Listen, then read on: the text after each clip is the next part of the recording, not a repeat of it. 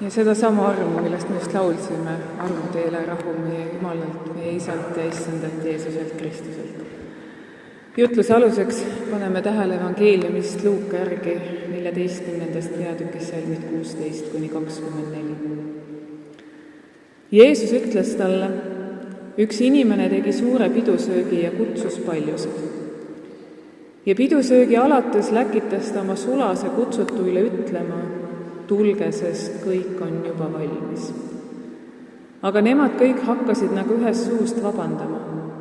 Esimene ütles talle, ma olen ostnud põllu ja pean tingimata minema seda vaatama, ma palun sind, vabanda mind. Ja teine ütles, ma olen ostnud 5 paari härgi ja lähen neid proovima, ma palun sind, vabanda mind. Ja veel teine ütles, ma olen äsja võtnud naise ja seepärast ma ei saa tulla. Ja sulane tuli tagasi ja teatas seda oma isandale. Siis koja isand vihastas ja ütles oma sulasele, mine kohe välja linna tänavatele ja teedele ja too siia vaeseid ja küürakaid ja pimedaid ja jalutuid. Ja sulane ütles, isand, nõnda nagu sa käskisid on tehtud, aga veel on ruumi. Ja isand ütles sulasele, mine välja teedele ja aedade äärde ja keelita rahvast sisse astuma, et minu koda saaks täis. Jah, ma ütlen teile, ükski kutsutud meestest ei saa minu pidusööki maitsta. Aamen.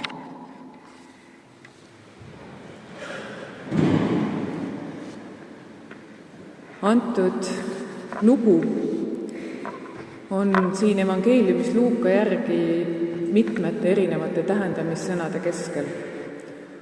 Kokku on esitatud järjest 7 erinevat tähendamissõna, 7 lugu, üks neist see, mida kuulsime eelmisel pühapäeval. Nii et tegu on otse kui sellise hästi tiheda, pideva sõnumite andmisega, nagu õhk oleks alltekstidest ja allhoovustest tüüne. Vaadake ometi, et te lõpuks aru saaksite. Eks see tähendamissõna ongi mingis mõttes ju nagu metatekst kohati. Et see on see lugu, mis püüab meile anda mingit sõnumit, samal ajal rääkidest lugu mingist ajastute ülesest ja samal ajal mingist väga konkreetsest asjast, kõik asjad kuidagi korraga. Ja vahel jääb tänapäeval see mõte veidi hägusaks või segaseks, aga see on tavaline, sest me elame väga teistsuguses ühiskonnas. Tänane lugu tundub väga lihtne. Pidusöök on valmis, keegi ei tule, aga keegi peab ära sööma selle kõik. Natuke nagu ma näesin, et see on nagu toidukapp tänasel päeval, et kui keegi peole ei tule, siis viid kogu oma söögi toidukappi. Aga see on palju isiklikum. Inimene on oodanud ja kutsunud. Ja kui me mõtleme, siis tolles ajastus oli selline äraütlemine nagu tohutu solvang, et kui sa ei saanud tulla. Täna tundub meile, et nagu nii kõigil on kogu aeg kiire ja see on kuidagi nii tavaline. Jõuad sa siis veel igal peol käia. Aga mis see sõna kiire tegelikult tähendab? See on viimasel ajal mind jubedalt närinud mõte. Mulle üldse ei meeldi vastata küsimusele, kuidas sul läheb kiirelt. Mulle tundub, et see on nii vale vastus, mida vastata. Sest kui siiralt aus olla, siis päris adekvaatne vastus oleks. Aga minu eest, mida see tegelikult näitab, see näitab ju seda, et mul ei ole prioriteedid paigas. Kui mul on kogu aeg kiire, siis midagi on valesti. Ilmselt tuleb siis üle vaadata sinu kiiruse algandmed ja ma siinkohal ei pea silmas siis seda pikkuse ja aja suhet füüsikaliselt, vaid natuke laiemalt. Mis need algandmed on, mille pärast nüüd kiire? Mis see tähendab? Enamasti tähendab seda, et mul on kiire, et me oleme andnud posu lubadusi erinevatele inimestele, siis me ägame nende täitmise all. Ühelt poolt need lubadused võivad olla antud näiteks töölepinguga. Väga lihtne. Mul on mingi töö, ma pean seda ära tegema, mul on antud mingi lubadus. Teine variant, et lihtsalt ei suuda sõpradele ei öelda. Ikka tahaks ju hea inimene olla. Ja 3. variant on see, et maailmas on nii kohutavalt palju põnevaid asju. Et kellele lihtsalt meeldiks igal pool olla ja kellel tekib FOMO, et ma jään millest ilma. Aga kas kõiki neid lubadusi, mis ma olen andnud kas teisele inimesele või iseendale, kas neid saaks täita kuidagi aeglasemalt? Öeldakse, et keskendunult. Aga see tuleb alati välja. Mind pani ükskord selle kiire sõna peale mõeldes, tuli mulle meelde see vana hea võrdlus, et Jumala juures on 1000 aastat nagu üks päev ja vastupidi. Siin maailmas võib meile pidevalt tunduda, et see aeg lihtsalt voolab käest. Aga kui panna see sellisesse igavikku perspektiivi, siis äkki toimub mingi mõttelihe. Vahel jah, vahel on see korraks käib mingi krõks. Aga jube lihtne on tagasi maanduda oma igapäevase rööprähklemise malu. Aga proovime. Täna möödub 20 aastat sellest hetkest, kui see pühakoda siin taas pühitseti. Minu meelest meie enda pühakoda, see hoone, on suurepärane näide sellest, kuidas ajale saab anda erinevaid tähendusi. Kui me mõtleme selle peale, milline ta algselt võis välja näha kõikide nende terrakotadega, võib-olla kirjudega. Mingi aeg, kui see võõbati üleni valgeks, sest see oli moodne. Kuigi see moodne aeg läks Euroopas väga kiiresti mööda, aga siia jõudis järelläimine.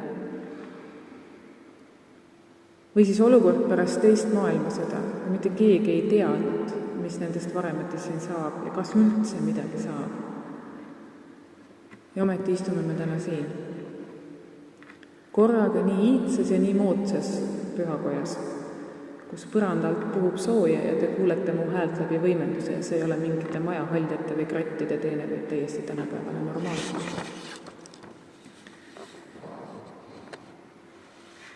Ja kui ühelt poolt tundub, et see on ime, see, et see pühakoda on püsti, see, et me võime siin pühapäeval kokku tulla, Jumala teenistust pidada, siis see on tegelikult täielik ime ja see ime peegeldab vastu nendelt seintelt. Kui te lihtsalt vaatate korra ringi, ja seesama vastus kõikidele turistidele, et millal see kirik valmis saab, see on täpselt sellisena ju valmis, sest ta räägib seda ajalugu, ta räägib seda imelugu, mis on võimalik. Ja mulle tundub, et kui me seda imelisust oskame märgata, siis see aitab seda nihet nagu kuidagi paremini lükata. See näitab seda, et need asjad, mis meie ümber on, ei ole iseenesest mõistetavad. Ja see aitab sellel kiirel korraks peatuda. Vahel küll ainult korraks, aga asi seegi. Ja näha seda, et iga hetk, iga inimene, iga lugu meie elus on omamoodi ime. Loomulikult on kõikide meie elus ka väga palju väga keerulisi olukordi ja hetki ja inimesi ja näha neid imedena, kui ausalt öeldes on teinekord päris suur väljakutse. Ja üks minu sõber on minu käest kunagi küsinud, et kuidas sa suudad ka sellel hetkel näiteks loota Jumalale. Aga ma ütlesin, et ma ei saa teistmoodi. Et kui ma siis ka ei looda, mis ma siis üldse loodan? Et sellel hetkel, kui tahaks küsida, et Jumal, miks sa mu maha jätsid, siis see ongi usk, ta ei jäta. Sellel 20 aastat tagasi toimunud teenistusel kõlas siin Mart Jaansoni Jumala teenistus muusikas. Ja ma ei olnud ise kohal, aga ma olen seda järgi kuulanud, see on saadaval YouTube'is ja mulle jääb alati sealt üks fraas kõlama. See oli väga ilus muusika ja seal on lause, et ta ei jäta meid orjadeks, vaid ta tuleb meie juurde. Ja mulle tundub, et see on seesama mõte, sest orjade elu on ju selline etteantud süsteem. Teed siis, oled nii, sööd seda, tõnda-rõnda. Aga Jumala lastena on meil võimalus elada omaenda elu ja paratamatult see ongi mitmekesisem. Ta ei jäta meid orjadeks, vaid ta tuleb meie juurde.